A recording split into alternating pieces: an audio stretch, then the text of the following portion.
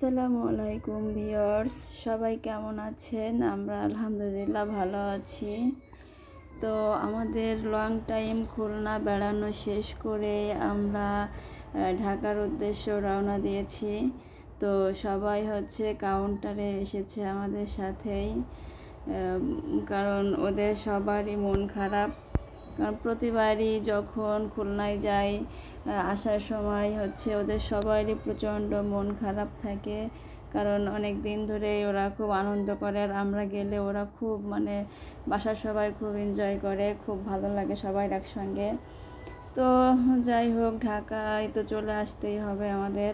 আর এদিকে প্রিন্সও খুব মন খারাপ, আর ওর জ্বর আসছে বিকাল থেকেই। ওর যেদিন আমরা আসবো সেদিন থেকেই ওর জ্বর, ও কিছুতেই ঢাকায় আসতে চাচ্ছে না। ও আরও কিছুদিন ও বেড়াতে চায় ওখানে, কিন্তু আমাদের তো আসতেই হবে। তো অলরেডি সবাই কাউন্টারে চলে আসছে, আর মেজো ভাবিরা ওরা আসতে পারে না, কারণ ওরা হসপিটালে আছে সবাই।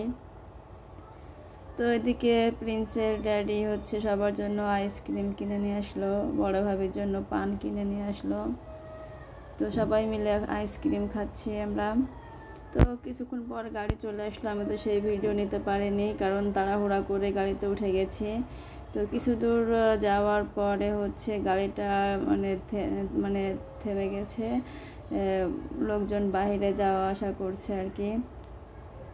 এদিকে প্রিন্স ঘুমিয়ে গেছে, কারণ শরীরটা অনেক দুর্বল ছিল, আর আসার দিনই বিকাল থেকে জ্বর শুরু হয়ে গেছে।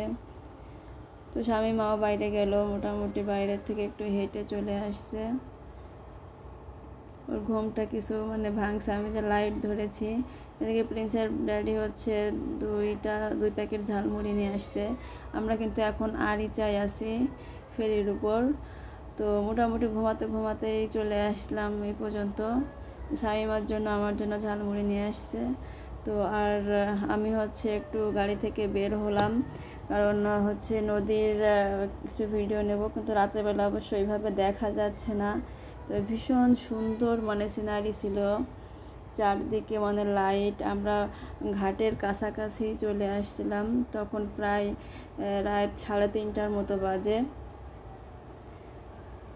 তো এখানে বাহিরে অনেক মানুষ এই নদীর পাশে দাঁড়ায় আছে ফেরির উপরে, আর দেখতেও অনেক সুন্দর, আর আবহাওয়াটা খুব ভালো ছিল, ওই দিন বৃষ্টি হয়নি। সুন্দর মৃদু বাতাস, এত সুন্দর একটা সিচুয়েশন ছিল তখন, ভীষণ ভালো লাগছিল। তো যাই হোক, প্রিন্সের বাবা বললো এবার গাড়িতে চলে যাও। তো গাড়িতে আমরা এখন উঠতেছি। আর এই আরিচায় আসলে প্রতিবারই ঝালমুড়ি আমি খাবই, আমার খুব পছন্দের এখানের ঝালমুড়িটা। তো এবারও আর মিস হলো না, যেহেতু এখন পদ্মা দিয়ে যাওয়া আসা হয়, তাই আরিচা দিয়ে খুব কম হয়। তো আমরা এই রাতে আরিচা পার হয়ে আসছিলাম। তো গাড়িতে আমরা এখন উঠছি, সবাই ঘুমিয়ে আছে, কেউ কেউ বাহিরে গেছে, প্রিন্সও ঘুমিয়ে আছে। তো সারা রাত রাতে বেশিরভাগ আমরা জার্নি করি, কারণ প্রিন্স রাতের বেলা ঘুমায়, দিনের বেলা খুব খারাপ লাগে ওর। তো এভাবে আমরা চলে আসছি হেমায়েতপুর, আমিনবাজার হেমায়েতপুর ওদিকেই আসছি। ওখানে গাড়ি প্রায় 15 থেকে 20 মিনিটের মতো ওখানে থামিয়ে রেখেছিল। তো আমি এই সময়টা গাড়ি থেকে নেমে গেছি, আর বাহিরের আলো হয়ে গেছে, খুব সুন্দর একটা দৃশ্য, এত সুন্দর, এত ভোরবেলায়ও পাখি উঠতেছে আকাশে। তো যাই হোক, আমি একটু বেশ ঘোরাঘুরি করে চারপাশে একটু ভিডিও নিয়েছি। তো এখন গাড়িতে উঠে যাচ্ছি, কারণ গাড়ি ছেড়ে দেবে, সময় হয়ে গেছে।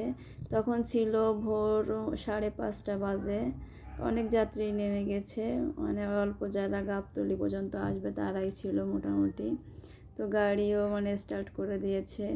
আর সকালবেলার এই মুহূর্তটা যে এত সুন্দর লাগে বলে বোঝানো যাবে না। ভোরের হাওয়া সুন্দর। তো সব কিছু মিলাই আসলে অসম্ভব সুন্দর। আমাদের খুলনা জার্নিটাও খুব ভালো ছিল, অনেক দিন আমরা মানে বেড়ানো শেষ করে ঢাকায় আসতেছি। তো আমার ছেলেরও অনেক পছন্দের মানে মামা বাড়ি, শুধুই মামা বাড়ি যেতে চাই। তো এই কয়দিন বেড়ানোতে ওর মনটা ভরে নাই, যার কারণে ওর মন খারাপ ছিল। সব কিছু মিলাই আসলে অসম্ভব সুন্দর ছিল। তো আমরা গাবতলী নেমে গেছি মাজার রোডের সামনে। তো এখানে একটা রিক্সা মানে রিক্সা আছে, বাট আমাদের ওই দিকে কোনো রিক্সায় যাবে না। তারপরে কিছুক্ষণ দাঁড়িয়ে আছি আমরা। প্রিন্সের ড্যাডি রিক্সা খুঁজতে গেছে, মানে বাসার কাছাকাছি, মানে সিএনজিও যেতে চাচ্ছে না। তো প্রায় 10-15 মিনিটের মতো আমরা ওখানে দাঁড়িয়েছিলাম, কোনো রিক্সায় যেতে যাচ্ছে না। পরবর্তীতে একটা রিক্সা পেয়েছে। তো আমরা সবাই মিলে রিক্সায় উঠে বাসার দিকে রওনা দিচ্ছি। তো আমাদের ভিডিওটা কেমন লাগলো অবশ্যই আপনারা কমেন্টে জানাবেন। আর আমরা প্রায় বাসার কাছাকাছি চলে এসেছি একেবারেই। তো আপনারা সবাই ভালো থাকবেন, সুস্থ থাকবেন, আমাদের জন্য দোয়া করবেন। বাহিরে এত সকালে কোনো মানুষ নেই, মানে একদম ভোরবেলা। তো চলে আসছি। সবাই ভালো থাকবেন। আল্লাহ হাফেজ, বাই বাই।